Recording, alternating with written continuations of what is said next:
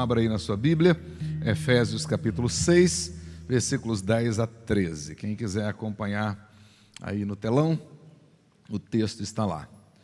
Efésios capítulo 6, carta de Paulo, versículos 10 a 13, está dito o seguinte: quanto ao mais, sede fortalecidos no Senhor e na força do seu poder. Revesti-vos de toda a armadura de Deus, para poderdes ficar firmes contra as ciladas do diabo. Porque a nossa luta não é contra o sangue e a carne, e sim contra os principados e potestades, contra os dominadores deste mundo tenebroso, contra as forças espirituais do mal nas regiões celestes. Portanto, tomai toda a armadura de Deus, para que possais resistir o dia mau, e depois de terdes vencido tudo, permanecer inabaláveis. Feche os seus olhos e abra o seu coração. Vamos orar ao nosso Deus. Pai querido, em o nome de Jesus, abençoa-nos com a Tua palavra. Permita, Senhor, que o Teu Espírito Santo, que a inspirou, esteja agora iluminando o nosso coração, para podermos tirar proveito da palavra santa. Dá-nos, ó Deus, a reverência, a quietude necessárias, para podermos tirar proveito da palavra do Senhor. E ao sairmos daqui hoje, saiamos transbordando, fortalecidos, para verdadeiramente usufruir da prosperidade do Senhor, para sermos alegres na Tua presença, para, de fato, usufruirmos da felicidade posicional que o Senhor tem para todos aqueles que já foram lavados no sangue do Cordeiro. Ó Deus querido, em o nome de Jesus, abençoa também aqueles que estão nos acompanhando à distância. Abençoa, Senhor, aqueles que estão neste exato momento enfermos e precisam da graça especial do Senhor nesta noite. Ó Deus querido, abençoa-os onde quer que estejam. Que a graça bendita do Senhor seja multiplicada sobre a vida de cada um.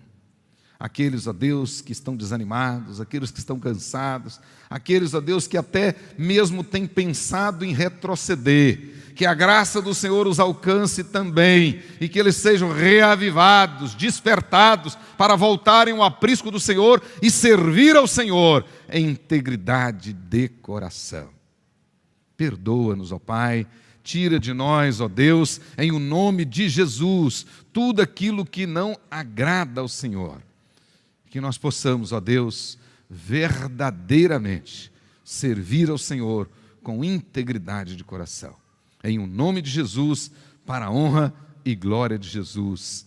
Amém, amém, glória a Deus. Então, você pode permanecer com a sua Bíblia aberta e os outros podem acompanhar aqui também na nossa tela. Esse texto de Efésios capítulo 6, versículos 10 até o versículo 13.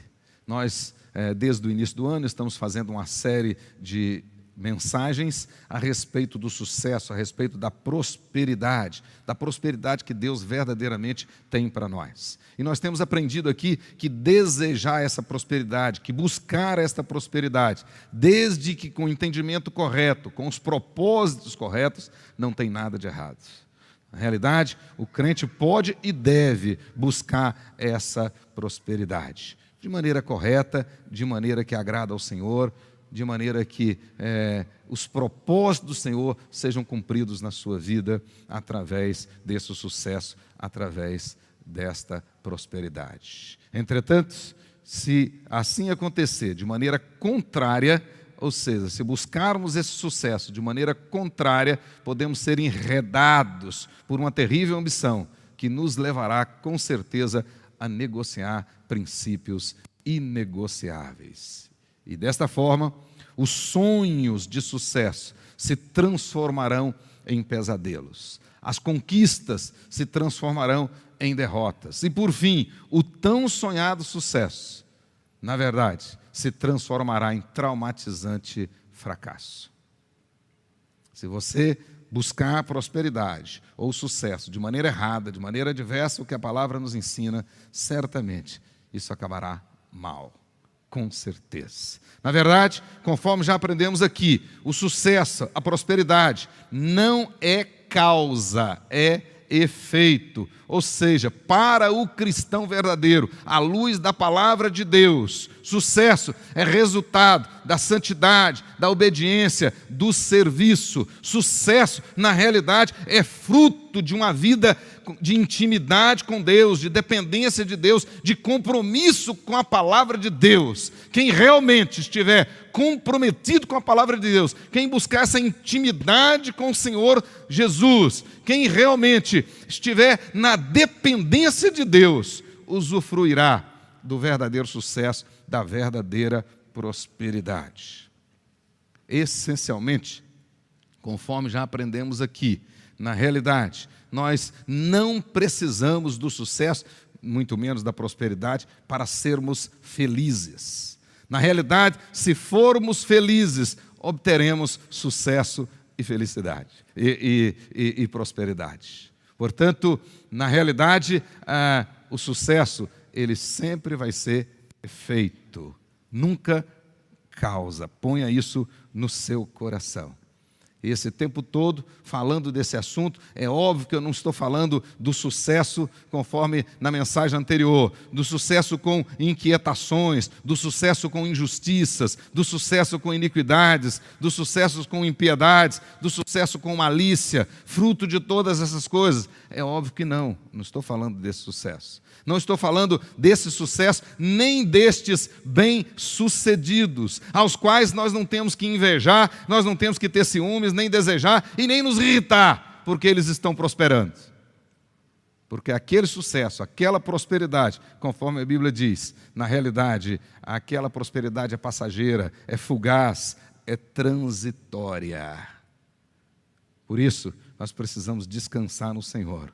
O sucesso que vale a pena é o sucesso que tem relação direta com Deus, com comunhão com Deus, que é fruto de uma vida que tem comunhão com o Senhor. A falta dessa comunhão com Deus certamente abre as portas para a ruína, para a desgraça, para coisas ruins. Na última mensagem, baseados no mau exemplo do rei Uzias, nós destacamos aqui dois comportamentos, duas causas que conduzem à ruína. Através do mau exemplo daquele rei, nós vimos aqui, o primeiro comportamento que leva à ruína é a autoexaltação, ou seja, a vaidade, o orgulho, a soberba.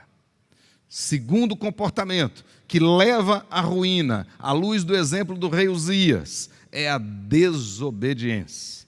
Portanto, a soberba, atrelada à desobediência, certamente levarão à ruína. A Bíblia diz claramente para nós que o rei Uzias, diante da prosperidade jamais vista desde os dias de Salomão, ou seja, desde os dias do rei Salomão, nunca Israel tinha experimentado tanta prosperidade, tanto sucesso, quanto nos dias do rei Uzias. Entretanto, aquela prosperidade trouxe vaidade ao coração do rei.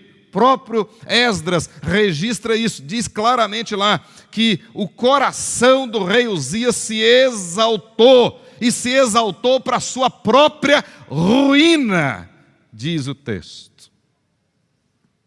Uzias ficou vaidoso, orgulhoso por causa do seu sucesso, por causa da sua prosperidade, por causa das riquezas do reino naqueles dias. E desobedeceu o Senhor. E a Bíblia vai deixar claro para nós que Deus castigou e humilhou o grande rei Uzias. Aliás, ele foi humilhado até no seu sepultamento.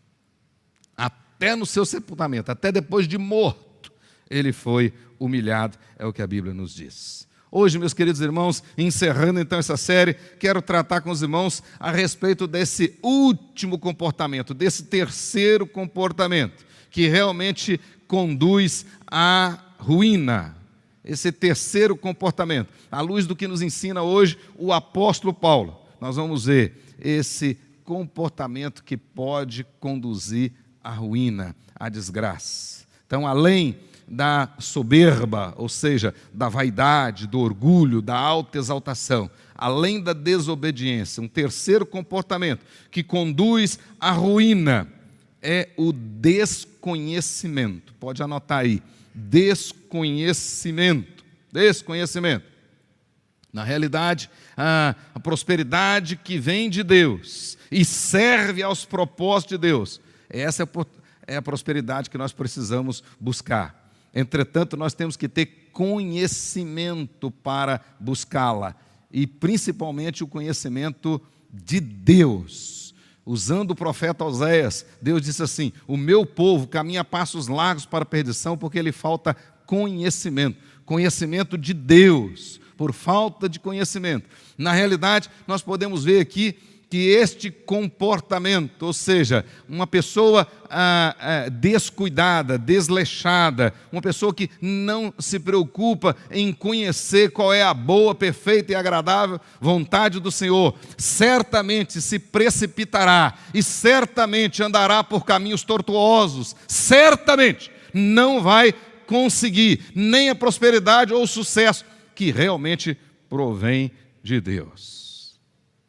Aqui, à luz dos ensinamentos de Paulo, desconhecimento aqui é comportar-se como nécio e não como sábio. Foi assim que ele admoestou os leitores da carta aos Efésios, capítulo 5, abra aí na sua Bíblia, capítulo 5, versículo 15 a 17. Paulo diz assim: portanto, meus irmãos, vede prudentemente como andais, não como nécios, e sim como sábios. A palavra sábio aqui é sófos, e a palavra nécio é asófos, ou seja, não sábio. Ou em outras palavras, Paulo diz assim: vocês não podem se comportar como desinteligentes, como alguém que não é sábio. Uma linguagem bem popular, não pode se comportar como burros. Não, nós temos que ser inteligentes, sábios. E ele diz: portanto, meus irmãos, vede prudentemente como andais, não como nécios, mas sim como sábios, remindo o tempo, porque os dias são maus. Verso 17, por essa razão não vos torneis insensatos, aí a palavra é tolos, e como nós estamos no contexto, esse capítulo 5, mais adiante ele vai falar, não vos embriagueis com vinho, mas enchei-vos do Espírito Santo. Em outras palavras, não devemos nos comportar como bêbados, mas como sóbrios, não como tolos, mas como inteligentes. Então, o desconhecimento leva à ruína, à sabedoria, e quem necessita de sabedoria, peça a Deus, que a todos Ele dá liberalmente. É necessário ser sábio para alcançar a prosperidade que vem de Deus, o verdadeiro sucesso, o sucesso que traz as bênçãos do Senhor, verdadeiramente. Escrevendo aos Efésios, isto por volta do ano 62, quando Paulo estava lá preso em Roma, em 6 capítulos apenas. Essa carta aos Efésios tem 6 capítulos. Paulo discorre com seus leitores a respeito da nova realidade deles, agora que já receberam Jesus como Senhor e Salvador, Jesus Cristo, ou seja, a nova realidade que eles herdaram em Cristo Jesus. E olha bem aí, do capítulo 1, até o versículo 2, até o capítulo 2, versículo 10, Paulo vai tratar aí da nova vida que eles receberam em Jesus. Depois do versículo 11 do capítulo 2 até o versículo 21 do capítulo 3, ele vai tratar da nova sociedade na qual nós fomos inseridos por causa de Cristo, a igreja. E depois, no capítulo 4, verso 1, até o capítulo 5, 21, ele vai tratar aí dos novos padrões. O que rege agora essa nossa nova vida? O que rege a nossa nova sociedade? Então agora nós somos regidos por novos padrões. Aquele que mentia não mente mais, aquele que roubava não rouba mais, aquele que era corrupto não é mais corrupto, aquele que tinha desejos escusos agora não os tem mais. Agora a nossa prioridade é Deus, e nós devemos olhar para Ele. Esse é o sucesso que vale a pena, essa é a prosperidade que vale a pena. Mas chegando aqui na última sessão dessa carta, capítulo 5, versículo 22, até o versículo 20 do capítulo 6, Paulo vai tratar aqui dos novos relacionamentos, deste que nasceu de novo. E exatamente aqui, é nessa sessão que se encontra o nosso texto, capítulo 6, versículo 10 a 13.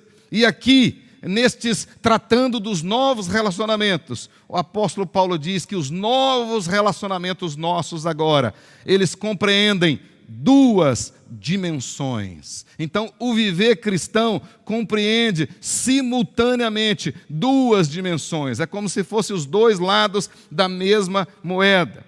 Primeiramente, uma dimensão prática, uma dimensão visível, uma dimensão relacional do dia a dia, cotidiana. Está falando aí dos relacionamentos na família, está falando dos relacionamentos entre marido e mulher, dos relacionamentos entre pais e filhos e também dos relacionamentos no trabalho. Ele diz, ensina claramente aí, como eu devo me relacionar com a minha esposa e ela comigo, como nós devemos nos relacionar com os nossos filhos e os nossos filhos conosco, e como o patrão deve se relacionar com os empregados e os empregados com o patrão. Pois bem, mas Paulo traz aí também uma segunda dimensão, uma dimensão espiritual, ou seja, diz respeito ao inimigo que enfrentamos em nossa batalha espiritual e diz respeito ao equipamento que nós precisamos usar para esta guerra que não tem trégua. Enquanto estivermos aqui, enquanto Jesus não voltar, nós estaremos nesta guerra diuturnamente. E Paulo então fala dessa dimensão espiritual e fala das armas que nós precisaremos e que devemos usar para esta batalha. Estas duas realidades são bem diferentes entre si. Uma é bem humana, é visível, é tangível. Então, o que eu experimento na minha casa, o relacionamento familiar com a minha esposa comigo, a experiência relacional que nós temos com os filhos conosco, isso é bem tangível, isso é visível, isso é físico, claramente. Entretanto, por outro lado, nós temos a dimensão espiritual. Esta é demoníaca, esta é invisível, esta é intangível. Esta não é humana. Contudo, diz o apóstolo Paulo, que nós temos que estar preparados para as duas realidades. E o sucesso só vale a pena, e a prosperidade só vale a pena se abranger as duas realidades na nossa vida. Não adianta você ser bem-sucedido lá no fronte e perder dentro de casa. Davi experimentou tristemente esta derrota. E assim, não adianta você às vezes ser até bem sucedido dentro de casa e derrotado espiritualmente lá fora. Então, Paulo vai ensinar que nós precisamos tratar destas duas realidades. O crente deve saber se comportar no lar, no serviço, bem como deve estar capacitado para lutar contra o mal em todo o tempo.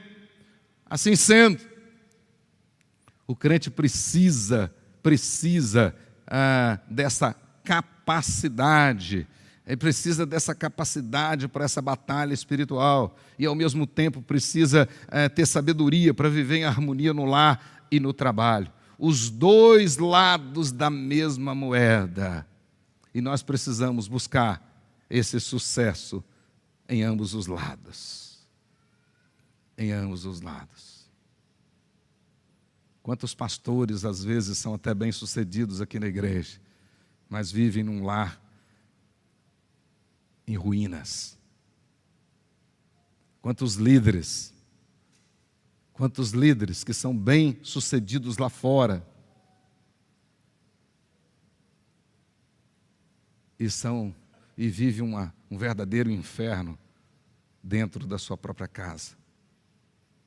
Então, a prosperidade que vale a pena, ela envolve esses dois aspectos, essas duas dimensões que Paulo traz aí nesses novos relacionamentos de quem nasceu de novo, na última sessão da carta aos Efésios. Então, meus queridos irmãos, hoje eu quero destacar então a necessidade desse conhecimento para essa batalha espiritual, para completarmos, então, de maneira correta a nossa busca pela verdadeira prosperidade. Ou seja, desembaraçando daquilo que causa ruína, daquilo que pode nos levar à ruína e focando naquilo que pode nos levar ao sucesso, à prosperidade. Então nós precisamos realmente tratar dessa necessidade de conhecimento, conhecimento da batalha, conhecimento do inimigo, conhecimento das suas capacidades e estratégias, visto que o desconhecimento gera derrota. Então, se eu já sei que o desconhecimento gera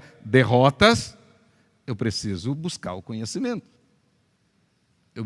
Nenhuma empresa, até no mundo secular, nenhuma empresa vai alcançar sucesso se ela não tiver boas informações, se ela não buscar conhecimento, se ela não aprofundar no conhecimento do seu negócio, se não tiver uma visão mais profunda do negócio, do mercado, não vai ter sucesso nunca. Também nós, os cristãos, nós precisamos buscar o conhecimento de Deus, precisamos buscar conhecer qual é a boa, a perfeita e a vontade de Deus. De repente você está desejando coisas que não fazem parte da boa, da perfeita e agradável vontade de Deus. Não. Então nós precisamos conhecer a batalha, precisamos conhecer o inimigo, precisamos conhecer as capacidades do inimigo e as estratégias do inimigo para podermos ser bem-sucedidos nessa nossa caminhada. Paulo começa assim, olha aí o seu versículo 10, olha comigo, versículo 10 desse capítulo 6, Paulo começa, quanto ao mais, marque essas duas primeiras palavras do versículo, quanto ao mais, versículo 10, diz assim, pois bem, quanto ao mais, literalmente, a partir de agora, é isso que Paulo está dizendo, a partir de agora, até a vinda de Jesus, durante o tempo que nos resta, nós precisamos estar preparados.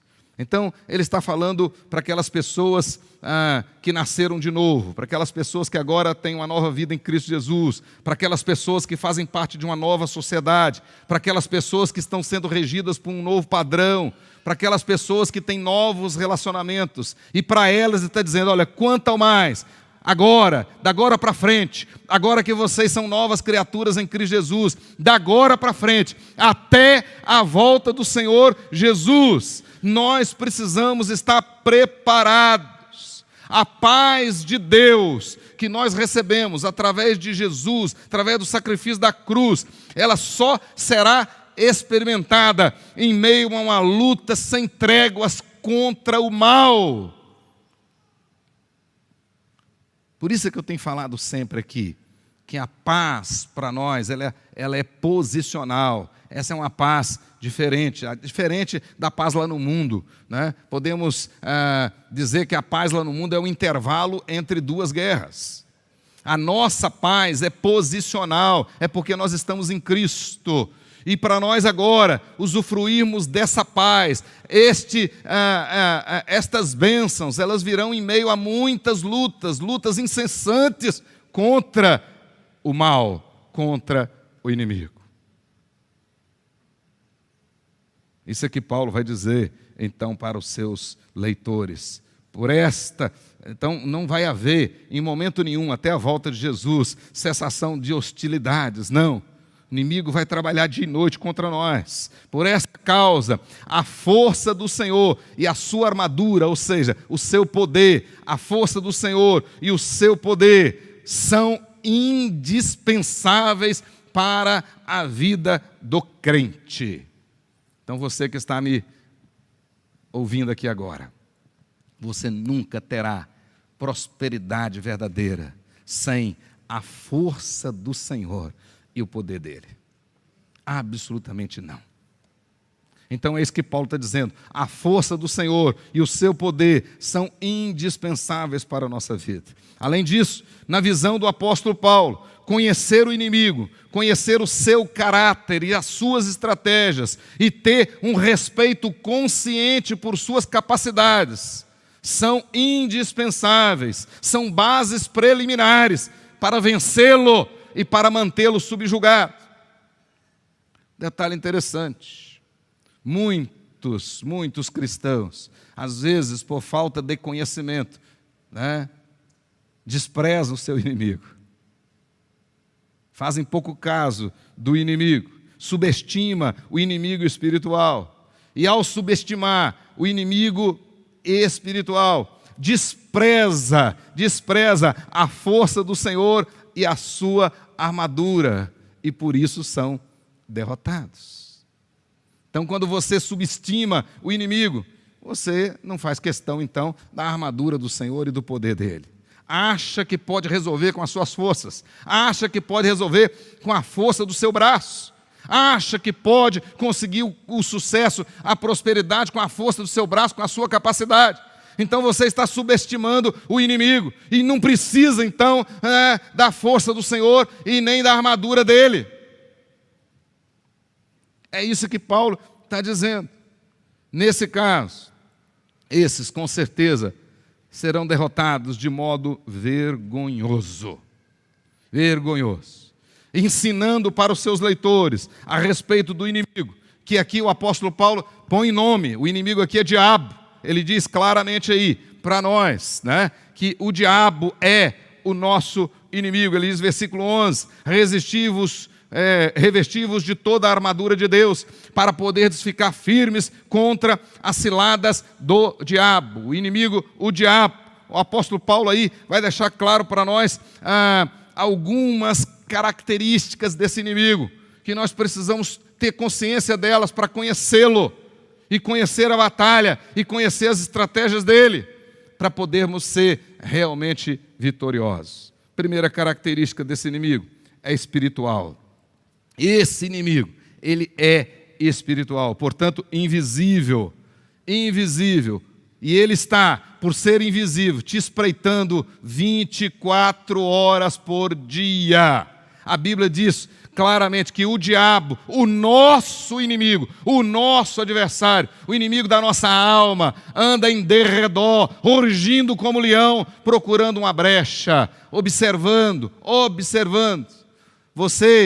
Você, além de ser observado 24 horas por Deus, porque você não consegue fazer nada fora do conhecimento de Deus, os olhos do Senhor estão sobre toda a terra, Ele sabe de tudo e de todos.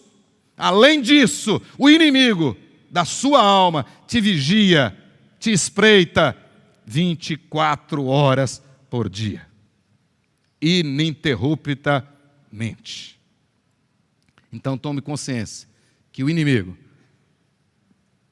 aquele que quer te causar derrota, que não quer que você seja próspero, que você realmente usufrua do sucesso, da vida cristã saudável que em Cristo Deus tem para nós.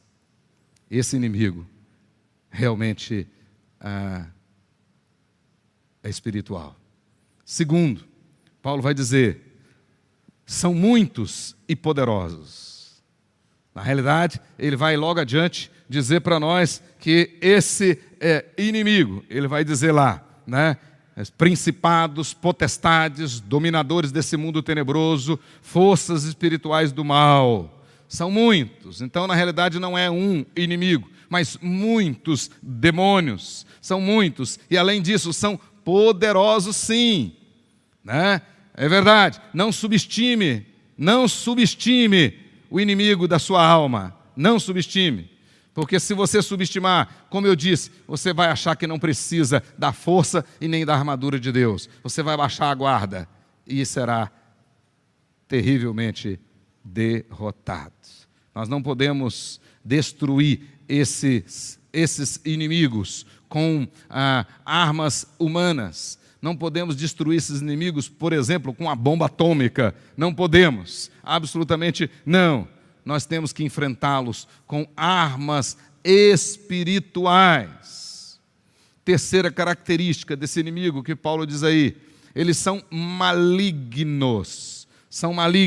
Então, são espirituais, são muitos e poderosos, são malignos. Ou seja, eles não possuem qualquer princípio moral, nenhum código de honra ou de ética, não são nobres. Pelo contrário, são totalmente inescrupulosos, implacáveis na execução dos seus propósitos maldosos.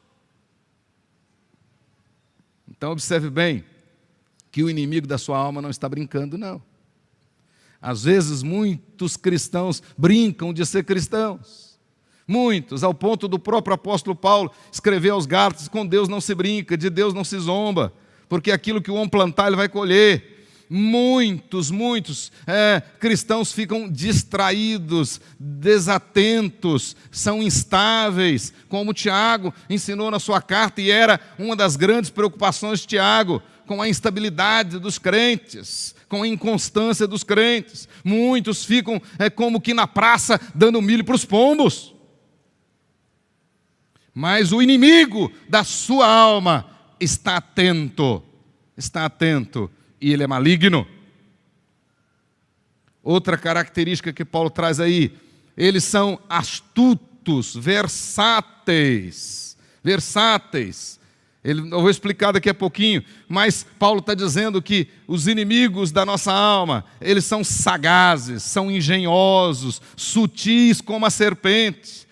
A palavra que aparece aí, ciladas, a palavra que aparece no verso anterior, contra ciladas, verso 11, ciladas, a palavra que aparece aí, ciladas, ou astúcia na outra versão, essa palavra significa ardis, tramas, maquinações, malandragem, planejamento.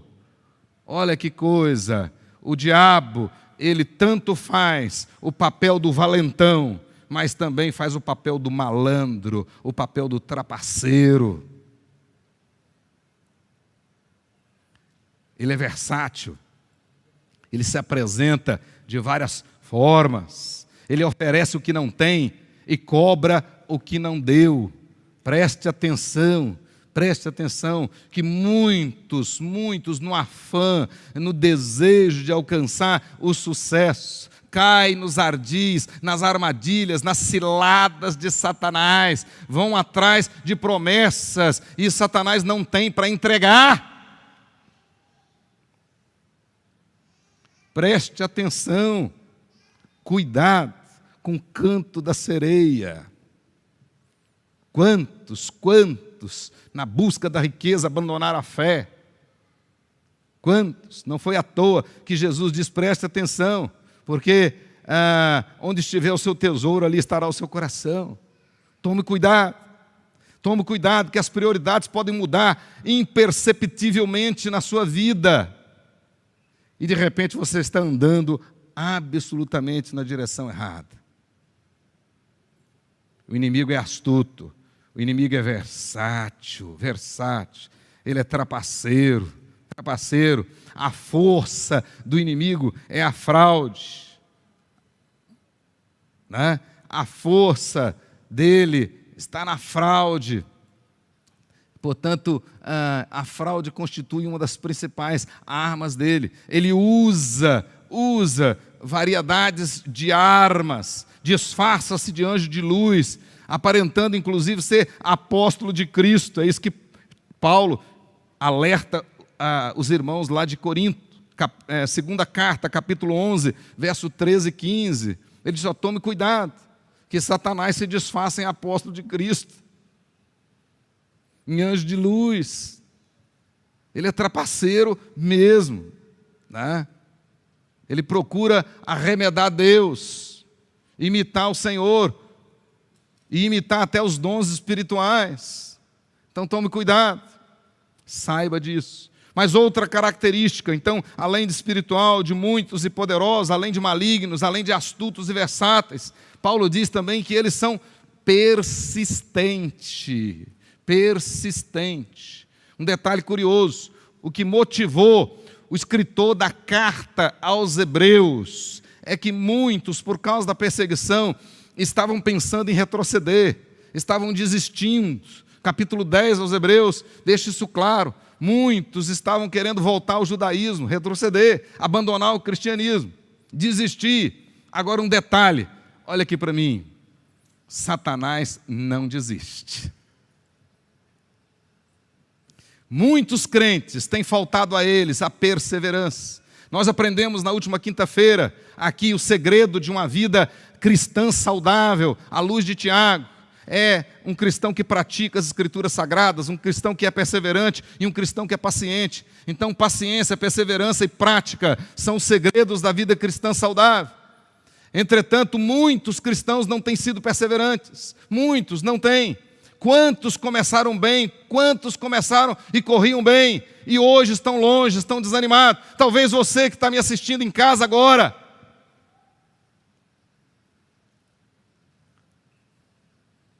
Não se mantiveram perseverantes.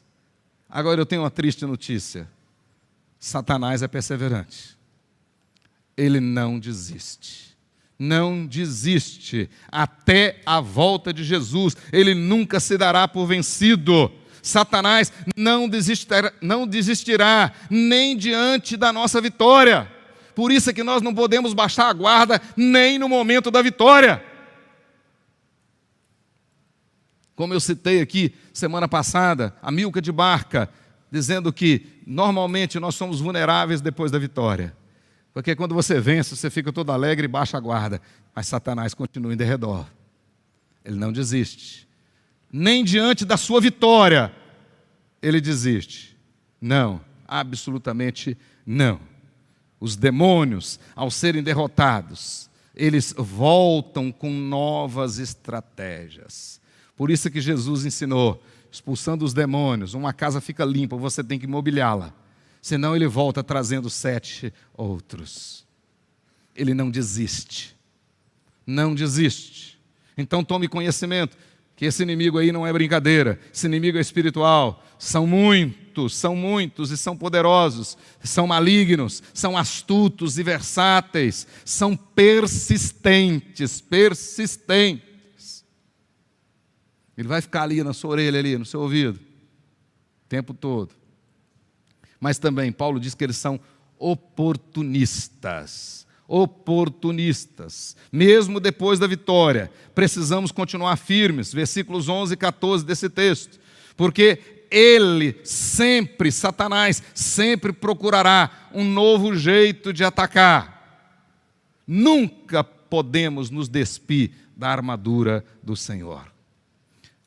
Paulo ensinou que nós devemos nos despir do velho homem e revestir do novo, e ficar bem vestido, para que quando Jesus voltar, não sermos achados nus. Então o crente não pode tirar essa armadura em momento nenhum. Né? Esse exemplo a gente pode ver no exército de Israel, os jovens, as moças, rapazes servindo ao exército. Mesmo na folga deles, eles precisam ficar fardados, precisam ficar apostos mesmo na folga. Porque mesmo estando de folga, se acontecer uma situação e que forem chamados, eles têm 5 minutos para se apresentarem na base deles. E prontos para matar ou para morrer. Pontos para a guerra. Então é muito triste agora, por exemplo, eu vou tirar férias. Aí o sujeito tira férias até da vida com Cristo. Aí ele não lê a Bíblia nas férias, ele não ora nas férias. Né? Tudo isso, eu estou de férias. Agora, em lugar nenhum na Bíblia, eu vi até hoje os demônios tirando férias. Eles não tiram férias. Eles são persistentes, mas eles são oportunistas.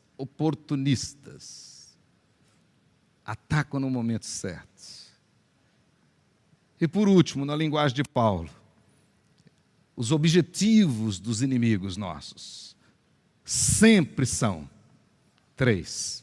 Marque aí: roubar, destruir e matar. A Bíblia diz: o diabo veio para roubar, destruir e matar. E de repente ele pode estar fazendo isso na sua vida e na sua casa e você não está percebendo. Já roubou a paz e a harmonia na sua casa. E está destruindo o seu casamento, a sua família. E daqui a pouco vai matar. Ele veio para isso. E ele não desiste dos seus objetivos. E como nós acabamos de ver, ele vai usar de astúcia, ele vai usar de sagacidade, geosidade. Ele não vai ser ético, porque ele é inescrupuloso. Ele vai usar de todas as armas. Ele vai tentar aproveitar as oportunidades para alcançar os seus objetivos. Mas nós podemos aprender também à luz da Bíblia, inclusive na tentação de Jesus Cristo, alguns princípios da tentação do diabo, que até hoje são os mesmos, e que também nós precisamos conhecê-los, para poder vencer o nosso inimigo e alcançar a verdadeira prosperidade, o verdadeiro sucesso. Por exemplo, um princípio claro, uma estratégia clara na Bíblia de Satanás, é que ele ataca as nossas fraquezas. Via de regra, Satanás nunca vai atacar na área que você é forte. Por isso é que ele fica espreitando, por isso é que ele fica vigiando, por isso é que ele vai tomando nota, e vai fazendo a sua estratégia, vai fazendo o seu planejamento, e vai percebendo aonde está a sua fraqueza, e é ali que ele vai atacar. Se a sua fraqueza está no relacionamento seu, com sua esposa, com seu marido, ele vai atacar ali, e a sua casa vai virar um inferno. Você chega em casa e é uma desgraça. Se a sua fraqueza está no relacionamento com seus filhos, você não se entende com eles, ele vai atacar ali. Aquele filho vai ser cada vez mais rebelde e cada vez mais você vai ter dificuldade de lidar com ele. Se a sua fraqueza está no seu trabalho, se a sua fraqueza está em lidar com o dinheiro, se a sua fraqueza está em lidar com a sua vaidade, com a sua ambição, é ali que ele vai atacar, ele vai mexer com você ali. Até hoje, esse princípio de tentação é usado pelo nosso inimigo. Ele ataca nas fraquezas, ele vai na área vulnerável e tenta cada vez mais baixar a nossa autoestima.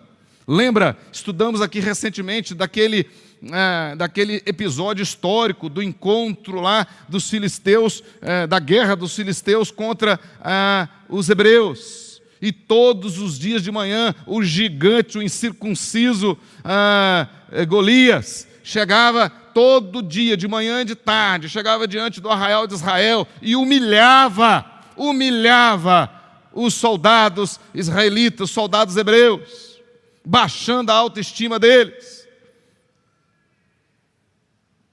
Até hoje, o inimigo usa essa estratégia. Ele vai na área vulnerável e começa a gerar um complexo na sua vida. E daqui a pouco você esquece que é filho amado de Deus. Daqui a pouco você esquece que Jesus já venceu o inimigo na cruz. Daqui a pouco você esquece da armadura que está à sua disposição.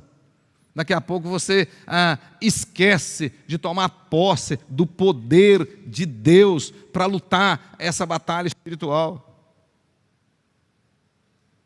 É assim que o inimigo age. Mas também um outro detalhe, outro princípio da tentação do diabo, do inimigo da nossa alma, é tentar fazer com que a tentação pareça razoável. Fazer com que ela tenha uma lógica. Isso é interessante, né? O errado, frequentemente, o Satanás procura fazer o errado frequentemente parecer certo. E nós estamos vendo isso muito entre os jovens, entre aqueles que lidam no mercado, no dia a dia. Estão fazendo coisas que essencialmente são erradas, mas Satanás está fazendo aquilo parecer certo. Certo? E muitas vezes estes irmãos cristãos, crentes, se justificam no erro dos outros. É muito comum você ouvir, às vezes, um jovem dizer o seguinte: não, lá na igreja muita gente faz isso, então eu posso fazer. Muita gente lá na igreja está indo para a balada, muita gente lá na igreja faz sexo antes do casamento, muita gente lá faz, então eu posso fazer. Então o fato de muita gente fazer, agora é certo eu fazer também. Então essa é uma estratégia, é um princípio de tentação. Ou seja, tornar o pecado razoável, a proposta razoável. Você pode aceitar essa propina, você pode fazer esse negócio, você pode fazer aquele. você pode agir dessa ou dessa maneira. Foi isso que Satanás fez no Éden com Eva. Ele trabalhou de tal forma para fazer com que aquela proposta se tornasse razoável. Será que é isso mesmo que Deus disse? Será que não é diferente? Então ele lança a dúvida. Nós precisamos estar atentos. Confundir a mentira com a verdade é a especialidade do inimigo da nossa alma. E ele faz isso com maestria, confundir a mentira com a verdade, para tornar a mentira palatável, aceitável. Por exemplo, Deus é amor. Então, se eu estou fazendo alguma coisa por amor, aquilo é certo. Então tem muita gente justificando comportamentos aí com amor. Puxa, mas isso não pode ser errado, eu amo. Eu vivo maritalmente, mas eu amo minha esposa. E assim por diante. Cuidado. Mais uma outra coisa que nós podemos ver. E tudo isso aparece também na tentação de Jesus. Tudo isso. Né? Satanás atacou na fraqueza, Jesus estava com fome. Né? A proposta dele foi bastante razoável, embora fosse uma grande mentira. Mas, e muitos têm caído aqui, e muitos têm vivido uma pobreza espiritual, não têm tido prosperidade espiritual. Nesse terceiro princípio da tentação, Satanás sempre oferece atalhos. E por isso que hoje tem muita gente caindo, porque nós estamos vivendo uma época de uma geração extremamente ansiosa, de uma geração afoita. Todo mundo quer as coisas para ontem. E, portanto, para você conseguir algo para ontem, você tem que fazer atalhos. Atalhos. Então todo mundo quer enriquecer depressa. Todo mundo quer enriquecer depressa. Não tem paciência mais. Ninguém quer ganhar um salário mínimo. Não, eu já quero ganhar 10. E Satanás então oferece os atalhos. Ele é especialista para oferecer atalhos. Ele oferece o mais fácil, o caminho mais curto. E muitas pessoas têm sido enredadas com essas propostas do inimigo. Por isso, meus queridos irmãos, tanto no sentido familiar, no prático, no visível, quanto no sentido espiritual, no intangível, no invisível, para obtermos o sucesso realmente que vale a pena, sucesso espiritual, sucesso na nossa família, a prosperidade que Deus realmente tem para nós, nós precisamos conhecer o inimigo da nossa alma. Não podemos viver nesse mundo sem esse conhecimento. Não podemos ficar desatentos. Não podemos ser displicentes. Não podemos. Não. Precisamos conhecer bem esse inimigo. Conforme o apóstolo Paulo diz, nós precisamos saber das suas estratégias, para não cair nessas ciladas. Precisamos. E precisamos estar guarda alta o tempo todo. E todo o tempo. Até a volta de Jesus. Portanto, meus irmãos, conforme aprendemos aqui, cuidado com a soberba. Cuidado com a desobediência. E não seja nécio. Não seja nécio. Não se comporte como bêbado. Não, absolutamente não. Vimos claramente que o fim do rei Uzias foi humilhante. Morreu leproso, desprezado até depois da morte.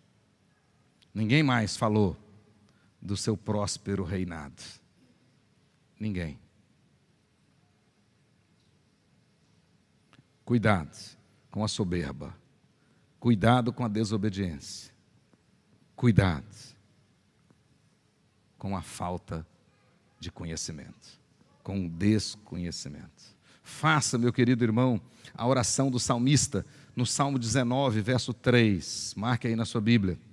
Também pedia o salmista, também da soberba guarda o teu servo, que ela não me domine. Então serei irrepreensível e ficarei livre de grande transgressão. Vamos obedecer os ensinamentos do apóstolo Paulo nos textos que nós lemos hoje. No versículo 10, nós temos um ensinamento geral. Sede fortalecidos no Senhor e na força do seu poder. Então revista-se do Senhor e da sua armadura. E específico, revesti-vos de toda a armadura de Deus, para poderes ficar firmes contra as ciladas do diabo. Revesti-vos de toda a armadura de Deus, para você ficar firme contra as ciladas do diabo. E como ele diz aí no nosso último versículo de hoje, o 13, para que possais resistir o dia mau, e depois de teres vencido tudo, mesmo assim, permanecer inabalável. Permanecer inabalável. Pedro encerra a nossa mensagem hoje. Sede sóbrios e vigilantes. O diabo, o vosso adversário, anda em derredor, como leão que ruge, procurando alguém para devorar. Resisti-lhe firmes na fé, certo de que sofrimentos iguais aos vossos estão se cumprindo na vossa irmandade, espalhada pelo mundo. Feche os seus olhos, faça a sua oração. Comportamentos que levam à ruína: soberba, desobediência, desconhecimento. Soberba, desobediência, desconhecimento. Faça a sua oração, em nome de Jesus. Quem sabe, sua casa não é próspera, pelo contrário, parece até um pedacinho do inferno.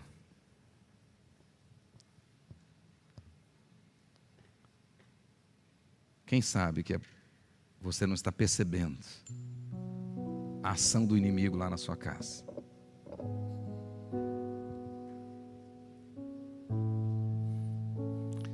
Quem sabe os seus negócios não estão prosperando, porque você não está percebendo que o inimigo já roubou o propósito da sua prosperidade.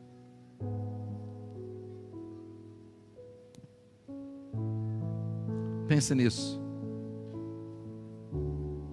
E estamos começando uma semana.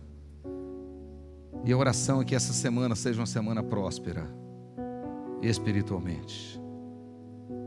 Prosperidade que vale a pena é fruto do relacionamento com Deus, intimidade com Deus, compromisso com Deus.